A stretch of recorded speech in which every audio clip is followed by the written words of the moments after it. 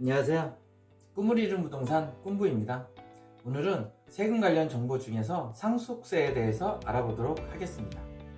우선 상속의 개념에 대해서 알아보겠는데요. 상속이란 상속이 개시된 때부터 피상속인의 일신 전속권을 제외하고 피상속인의 재산에 관한 포괄적 권리 의무가 상속인에게 승계되는 것을 말합니다. 민법 1005조고요. 여기서 피상속인이란 사망 또는 실종 신고로 인하여 상속 재산을 물려주는 사람을 말하며, 상속인이란 피상속인의 사망 또는 실종 선고로 상속 재산을 물려받는 사람을 말합니다.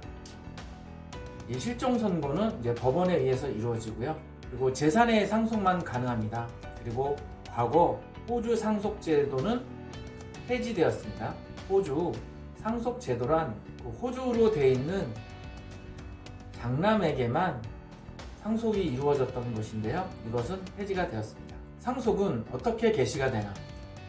상속은 피상속인의 사망으로 개시가 됩니다. 이 상속은 피상속인의 사망으로 개시가 되는데요. 이 사망 시점은 생명이 절대적, 영구적으로 정지된 시점을 말합니다.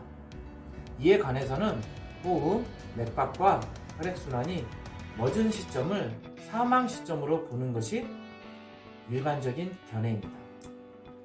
또한 이와 별개로 실종 선고를 받은 사람도 사망한 것으로 보아 상속이 개시됩니다.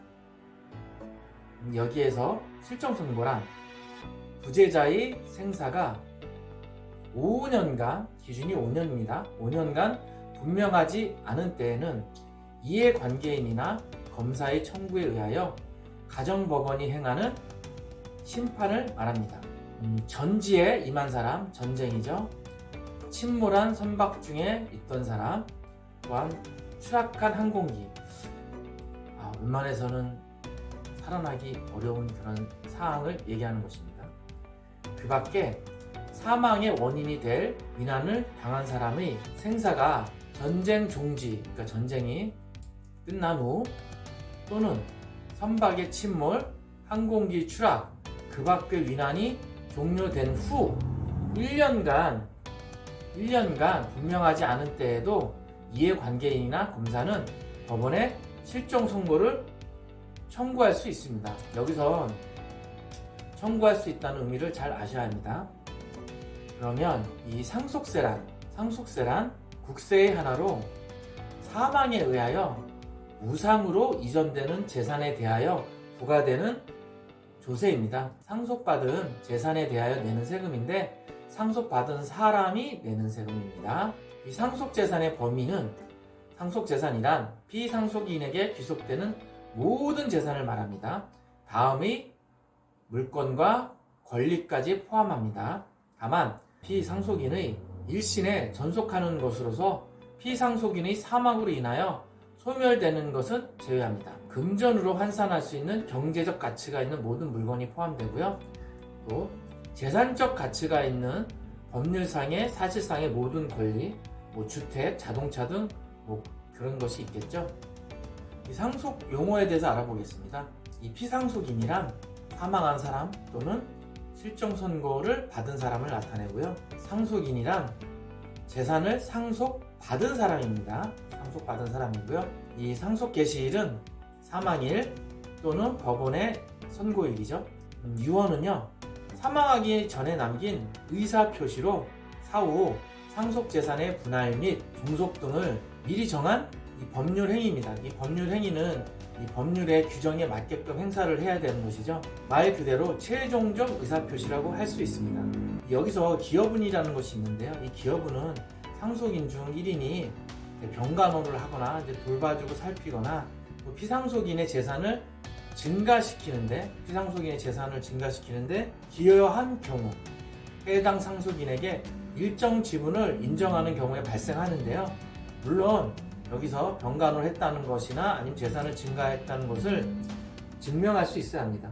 증명할 수 있어야 인정을 받을 수가 있고요. 여기서 유류분이라는 것이 있는데요. 이거는 일반적으로 유언에 의해서 모든 상속 금액을 어느 한 사람한테 다 주었다 하더라도 나머지 그 우선순위로 받을 수 있는 이 상속인을 위해서 법률상 남겨두어야 하는 상속 재산의 일정 부분이 있습니다. 그럼 여기서 이 상속인의 개념을 살펴보면요, 이 상속인이란 상속이 개시되어 피상속인의 재산상의 지위를 법률에 따라 승계하는 사람을 말합니다. 상속인은 사람이어야 하고요, 법인은 상속받을 수는 없습니다. 하지만 유증에 의해서 받을 수는 있습니다. 이 상속인은 상속 개시 시점에 살아있어야 하고요. 여기서 이제 태아 부분이 있는데요, 태아는 상속 순위에 대해서 이미 출생한 것으로 봅니다. 그러니까 어머니 뱃속에 있다 하더라도 이미 출생한 것으로 상속 순위를 정하고요. 태아가 상속 개시 시점에서 출생하지 않았더라도 상속 후 정상적으로 출생하게 되면 상속 개시 당시에 상속인인 것을 봅니다. 그러니까 그 전에 돈을 못 받았다 하더라도 출생하게 되면 상속 재산을 받게 됩니다. 대법원에서 판결이 난 사항입니다. 그러면 이 상속인으로서는 어떻게 누가 인정을 받을 수 있냐? 태아 인정받을 수 있고요. 이성 동복의 형제도 인정받을 수 있습니다. 이혼 소송 중인 배우자, 법률상 이혼이 되지 않았으면 아직은 상속인이 될 수 있다는 뜻입니다. 또 인지된 혼외자요, 밖에서 낳은 자식을 얘기하는 것이고요. 양자, 법률상, 또 친양자, 양부모, 친양부모, 법률상 인정이 된 사항입니다. 또 양자가 보낸 친생부모도 인정이 되고요. 의외긴 하지만 북한에 있는 상속인도 이제 상속을 받을 수 있는 사항이 되고요. 또 외국 국적을 가지고 있더라도 이제 상속인이 될 수 있습니다. 이 상속인이 불가한 경우가 있는데요. 이 정모소자죠.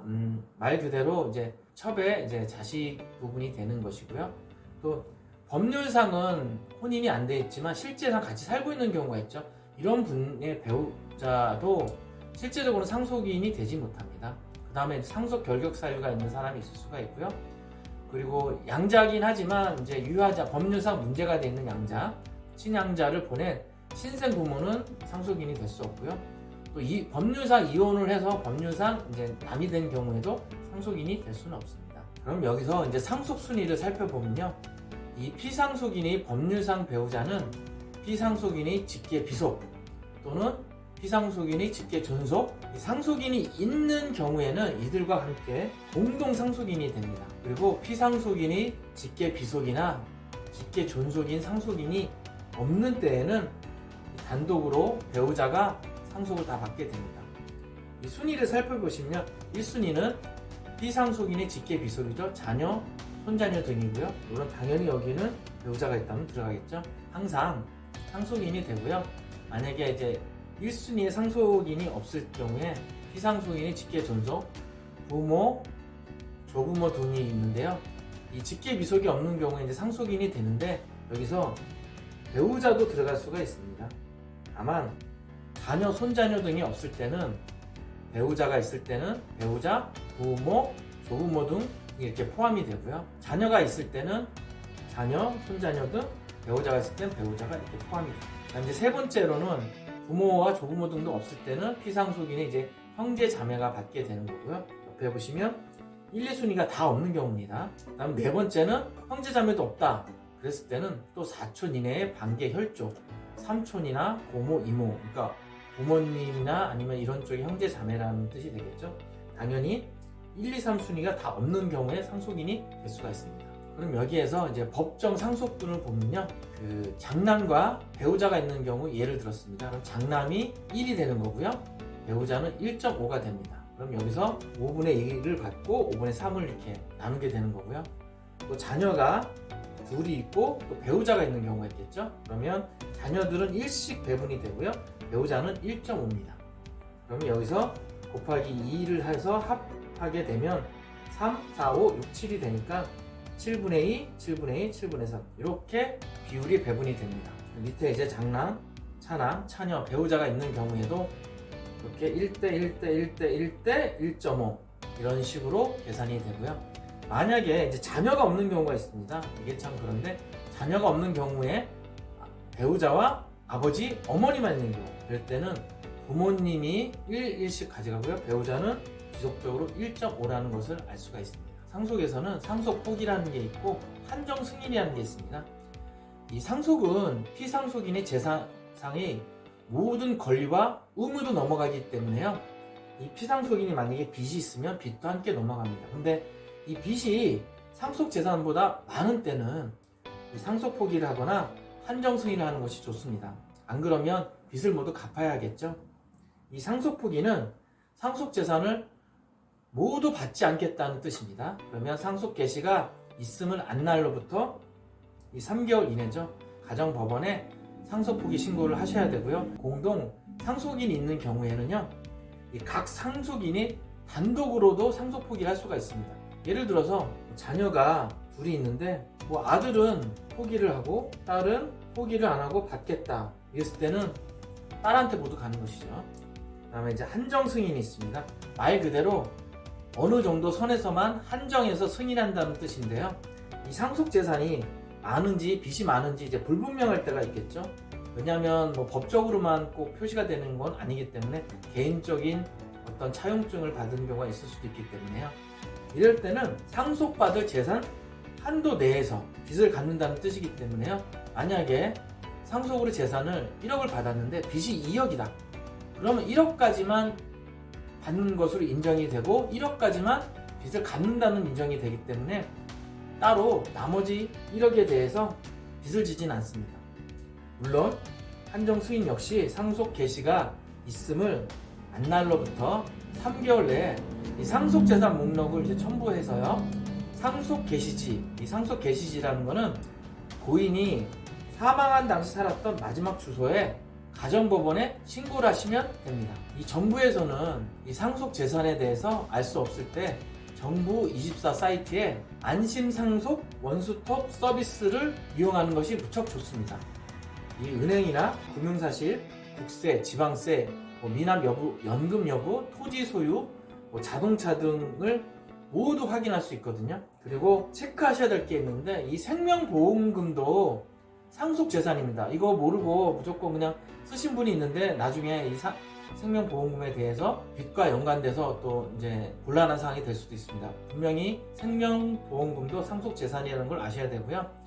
이 피상속인이 사망함에 따라 피상속인이 보험계약자와 보험계약에 의해서 지급받은 생명보험 또는 손해보험의 보험금은 상속재산으로 봅니다. 만약에 이 보험계약자가 피상속인이 아니고 뭐 부모나 자녀나 다른 분이나 하더라도 이 피상속인이 이 사실상 보험료를 지불한 것이 나중에 확인이 됐을 때는 피상속인을 보험계약자로 봐서 이 상속재산으로 보기 때문에 조심해야 되고요.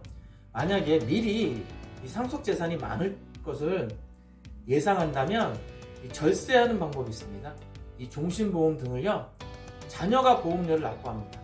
자녀가 보험료를 납부하고요, 자녀를 수익자로 해서 대비하는 방법이 있습니다. 이렇게 된다면 이 보험료는 자녀의 재산으로 보기 때문에 상속재산이 안 됩니다. 이 부분을 잘 체크하시면 될 듯 하고요. 오늘 이렇게 간단하게 상속세에 대해서 알아봤습니다. 다음 시간에 또 뵙겠습니다. 좋아요, 구독 부탁드리겠습니다.